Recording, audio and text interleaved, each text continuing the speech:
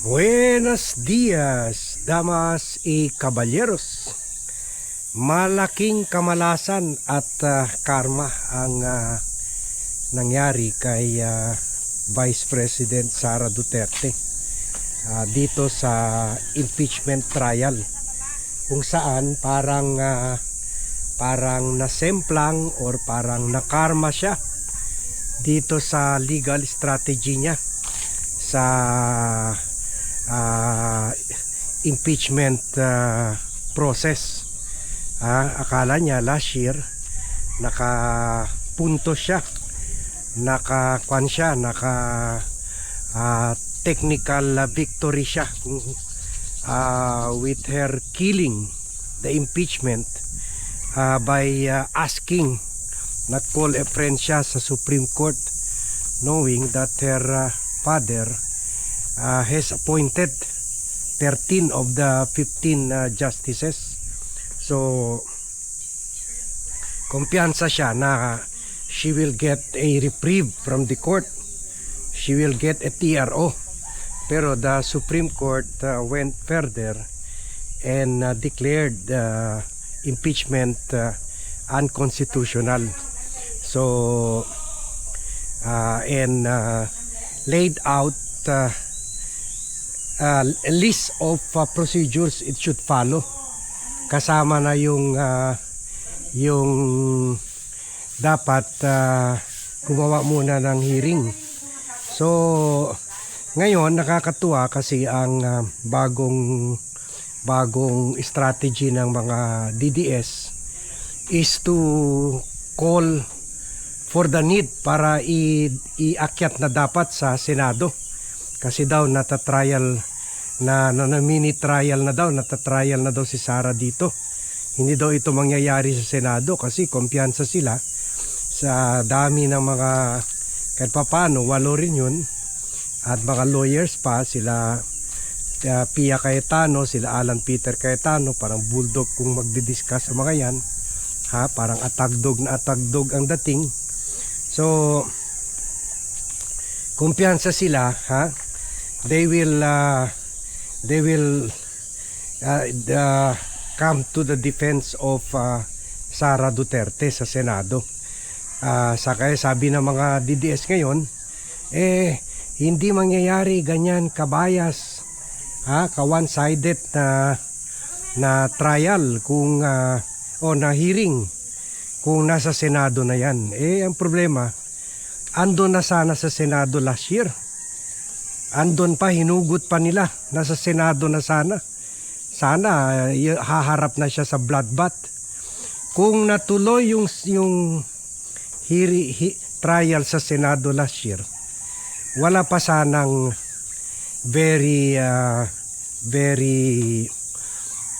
effectively damaging, greatly damaging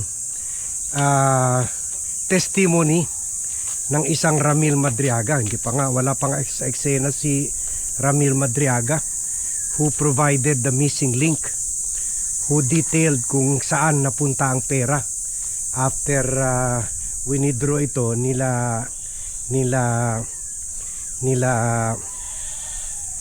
Colonel Nolasco at Colonel La Chica sa Land Bank branch. So hindi sana, hindi sana na-solve yung mystery. So may hinihintay lang tayo. Sige, tara, let's. Morning, Nel, morning. Okay. So yan. So kung last year, hindi magiging mystery pa rin. Saan ba napunta ang pera? Kaya yan ang tawag kay Madriaga missing link. Kasi siya ang makakasabi kung saan napunta yung pera. At yun, sinabi niya, ginamit ito pang bribe kina Ombudsman Martires at yung Attorney La Chica na operator ni o bagman ni Martires, kung saan tumanggap sila from 30 to 35 million And then meron pang 15 million in separate occasion. So at least mas kumpletos recados na ang istorya ngayon, ang naratibo ngayon. Ngayon lumantad na itong si Madriaga, ha? So isa yan na wala sana last year, ha? Hindi naman yan pwede gawin surprise witness kasi dapat nakalagay na sa impeachment complaint yung sino man lalantad or sino man magte-testify. Also another very important key development this time kumpara sa last year ay this year na finalize na ng Commission on Audit yung decision nila. In fact, umiiyak ang mga DDS kasi well, I don't know kung true, kung totoo. Sinasabi nila ngayon na yung COA finding daw na ginawa ng final on April 10 or about 4 days before the hearing. Kumbaga siguro nag-decide yung COA na sige, let's do the right thing. Mahirap na maipit tayo dyan sa impeachment hearing, clarificatory hearing. So na-finalize nila. So at least yun isa sa pinaka-biggest and pinaka-glaring na ebidensya sa plunder ni Sara Duterte. Kasi 73 million yun. So kwan pa rin na 23 million more than the threshold ng plunder, which is 50 million. So doon pa lang baksak na talaga si Sara for culpable violation of the Constitution and betrayal of public trust. So doon pa lang durugwan na siya. Meron na talaga very very strong evidence, very very strong proof, resibo to show na nagnakaw talaga siya or meron talagang irregularidad sa confidential funds sa 125 million na release sa kanya in 2022. Meron pa nga na disallowed na almost 400 million sa 612 million confidential funds niya for year 2023.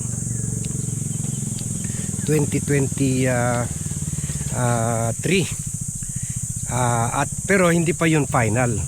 Pero maganda, nahabol yung yung 73, nahabol dito sa April 14 trial.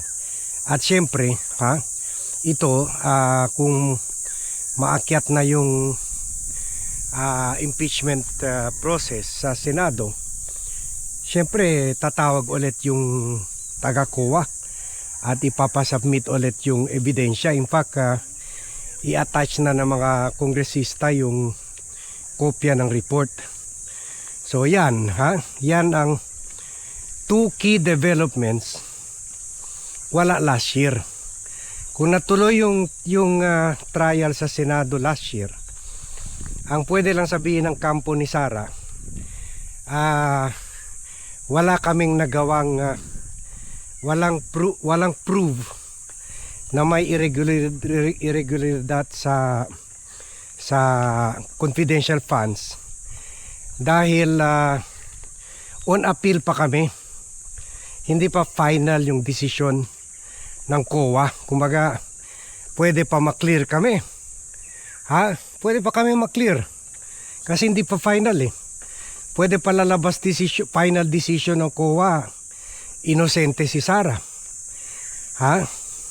ni 5 hindi nangutang, hindi nagnakaw si Sara, ni 5 sentimos, ganon.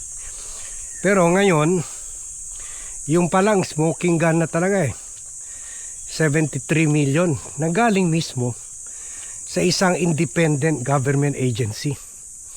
Makikita mo very independent sila kasi sa tagal-tagal na panahon, ginawa yung krimen 2022. Bakit 4 years later, na finalize yung decision nila? Ha? Meron sila provision sinasabi, 100 days lang yung appeal Bakit umabot na ng 2026?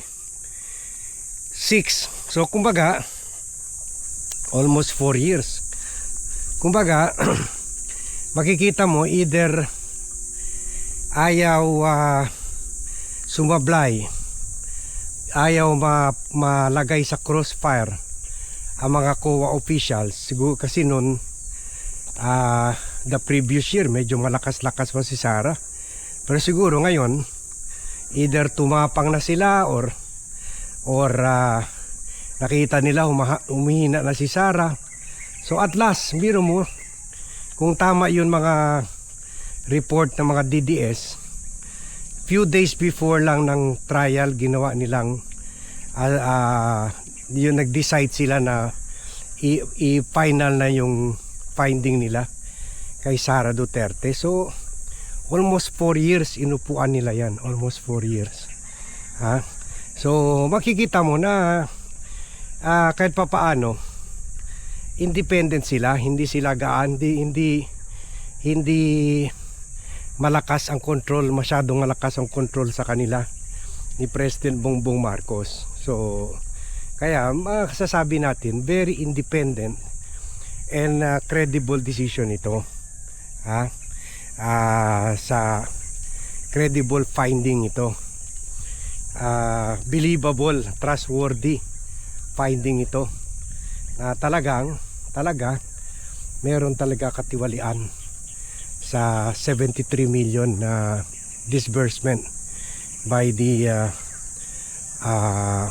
Office of the Vice President. So dito makikita natin na Sara would have wished na tinuloy na lang niya sana yung trial last year sa Senado. Tapos na sana, either na-convict siya or na-acquit siya, tapos na sana. Tapos ng usapan. Mahina pa ang kaso last year. Wala pang final COA report. Wala pang Madriaga.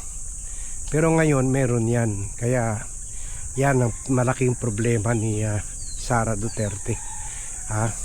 Nakuan talaga, na semplang talaga siya dito, na boomerang talaga itong issue sa kanya. At to me, this is the law of karma working. Okay? Sige, hanggang dyan na muna tayo. Thank you very much everyone for watching. Thank you very much for joining me in this vlog. Good morning to all and see you in my next vlog.